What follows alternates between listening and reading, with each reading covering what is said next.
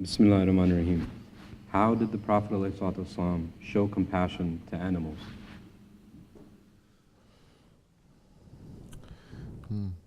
Bismillahirrahmanirrahim.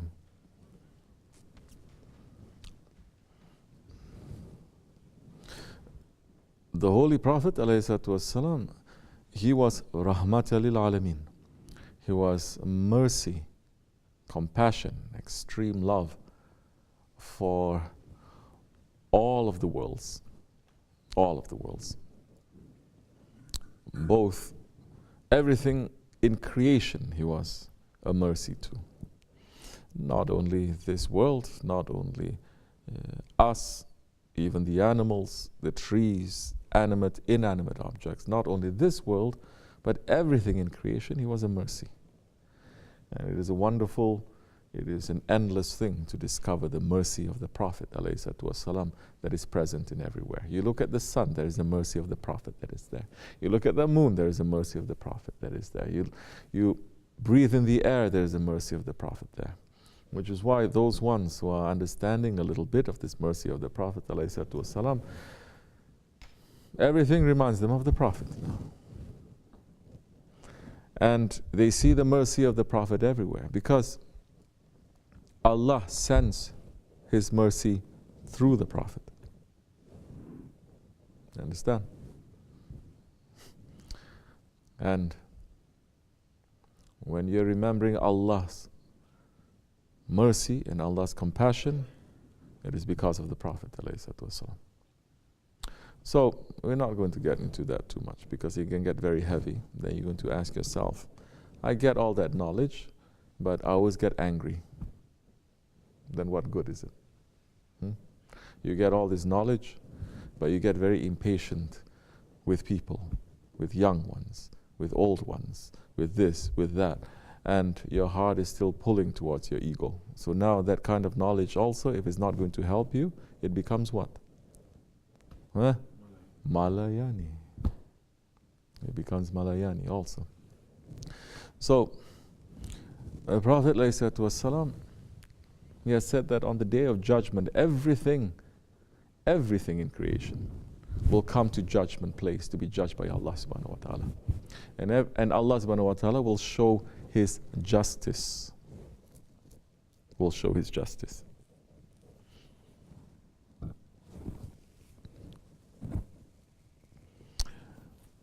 Prophet is saying, alayhi salatu wasalam, the sun is going to be judged.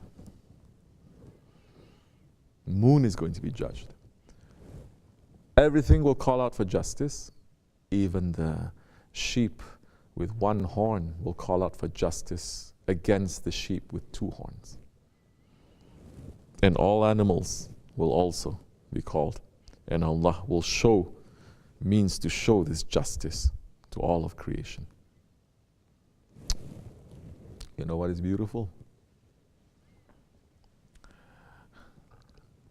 Evliya Allah, they are saying, now Hazrat Fatima radiallahu an will go to the Holy Prophet ﷺ with a cup. And this is the cup of her son. Who? Hazrat Hussein radiallahu an. And she will ask for justice. And the Holy Prophet ﷺ will then say, Ya Fatima, my daughter, today is not the day for the justice. Today is the day for asking mercy. Rahmatil Alameen.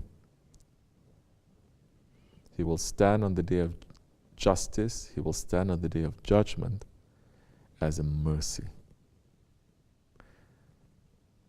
124,000 prophets will ask for his intercession. Intercession means his mercy, Allah's mercy.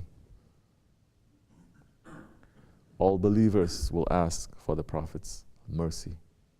The believers will not ask for justice. Who is going to ask for justice? Well, animals may ask for justice, other ones, let's leave that to one side. Unbelievers will ask for justice. Be careful. Because if you are unjust to the unbelievers, they may take your faith that day. Yes.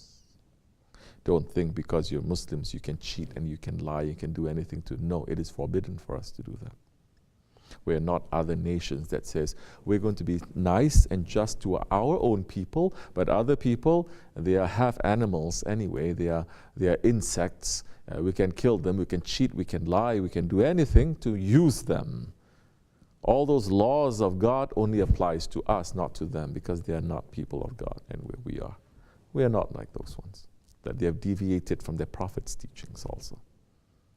So be careful, because on the day of judgment, if you cheat one unbeliever of something, he may ask for your faith to say that is what I'm going to be compensated with, or your worship, or your zakat, or your zikr, or everything. So this is teaching believers now to live in this world with justice, and to walk with justice, and to show mercy. Because the one who doesn't show mercy, Allah will not show mercy to you. The Prophet ﷺ now saying about the animals, give them their rights. You cannot torture them, you cannot maim them, you cannot make them to carry a load that is heavier, too heavy for them to carry. This is coming from a religion where all other teachings at that time is saying, do whatever you want, they're animals. This is coming from the teaching of the Prophet ﷺ, that is showing the mercy of Allah subhanahu wa ta'ala to excuse my language, but to a prostitute. She was forgiven and shown mercy by Allah subhanahu wa ta'ala just because she gave water to a thirsty cat. That this man, he entered into paradise just because he drank some water for himself and he sees a dog that is dying from thirst and he gave water to the dog. These are the teachings of the Holy Prophet ﷺ that has been carried on, and especially during the Ottoman times, they were so holding up and giving value and giving beauty to these teachings that it became a state institution. They are the first ones who set up animal hospitals to treat and to cure the animals. They are the ones that in weather like this, where it's snowing, and the animals, what animals? The wolves, that all other culture, all other religion to say you must shoot and you must kill. And the Ottomans, they have such balance and they have justice. Justice is one of their pillars. Adil, to be just. But they have justice without mercy is something else, and they have mercy. And this mercy is shown even to the wolves. In weather like this, they would take meat and food and go up to the mountains and put the food there for the wolves to eat.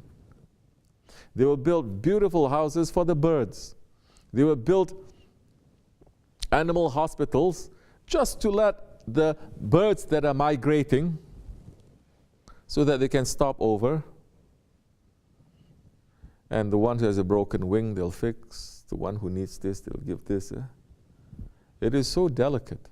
And this is also taken from the Sahaba Kiram, of course, and taken from the Holy Prophet ﷺ, of course. What did Hazrat Umar, radiallahu anh, who said, and he is known for his justice. He said, if there is a wolf on the other side of the Tigris River, let's say, who dies of hunger, Umar will be held accountable for it on Judgment Day. This is the heaviness and this sensitivity and the pain that they have to feel, because the one who is merciful, the one who has justice, must be able to feel. The one who doesn't feel, he has no mercy. The one who understands the pain, then he says, I'm not going to give pain to you. The one who doesn't understand the pain, then he can kill the whole world. Our Shaykh says, you want to hurt someone? Take a pin, take a needle and poke your finger. If you like that pain, then go. Of course, in these days, there's so much cruelty everywhere. People are watching, listening, breathing, eating all the cruelty. They become even cruel to themselves, and you have children now hurting themselves by choice because it makes them to feel something. There's a sickness that is overtaking, especially where? First world countries. So this compassion to the animals is a principle that is very important. You want to see if a man is kind, let's see how he treats his cats and his dogs and his farm animals. You think that that one is religious? Let's see. There are a lot of religious communities. But the way they treat the animals, you say these ones are heartless, because that is also a creature of Allah. It is forbidden for us to even kill an ant without any reason, especially for people following tasawwuf. It's forbidden for you. There's a bug that's coming in and something, you don't need to kill it, take it and put it outside. It is especially forbidden now for you to kill something with anger. It is especially forbidden now for you to burn. Like, it's so common, they see an ant colony, they'll burn the whole colony. They'll burn this and burn that. It's forbidden. Because all these things turns your heart to become very hard and very cruel. May Allah give more compassion, inshallah. But this compassion is lost in this nation now. That's why it's lost. It's lost in everyone. That's why you can watch a video of a child starving and dying. It's not moving you. You watch a video of someone being slaughtered, it's not moving you. You see a video of cruelty, it's not moving you. You don't feel anything. But you see another video that makes you laugh, your heart is going to move. You're going to, ha ha ha, you're going to laugh. This is how they have sealed our hearts in the last days too, especially the children. Don't let them to be busy with electronics. Don't let them to be busy with the internet and the Facebook. It will harden their hearts. It doesn't matter if they swallow the whole Quran. It doesn't matter if they pray all night long. Their hearts is already sealed, because Islam is not just going up and down like a robot. They're giving and programming our children not to feel. The only fun you get now, especially now boys, they're teaching us, the only fun that you can get is when you are killing other things, playing the computer games, and from that killing other things, and then you're going to have fun. Bruh, if you think that it is something that is going to teach you hand-eye coordination, why don't you try, what? Archery. Why you have to go playing these games? But they're programming our kids to do that. So now killing is something now, next time. If we grow up time killing, especially all these so many games, they're killing Muslims, no? Killing Muslims, killing terrorists. How do you expect 10 years later he's not wanting to kill a terrorist? How do you expect that?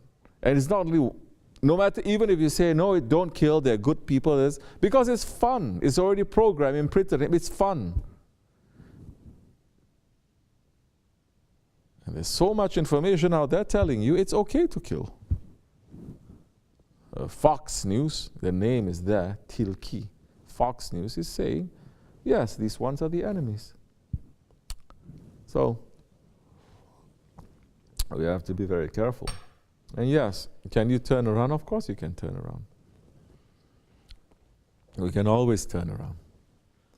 Allah is saying, if you have collected sins as much as the seas, the foam on the seas, you turn towards me and I will forgive everything. Because I am the Lord of mercy and my mercy covers my anger. But you have to turn around sincerely. You cannot turn around with arrogance and with anger. Yes, Maulana is saying what? Come. Come. If you break your promises 1,000 times, come back again. Come into the Dergah. This is not a Dergah of despair. Hope is always here. But leave your ego outside. You cannot come now with your ego again. That time, even if you break your promises 1,000 times, you will still find the mercy of Allah subhanahu wa ta'ala. It's much as enough. Assalamu alaikum.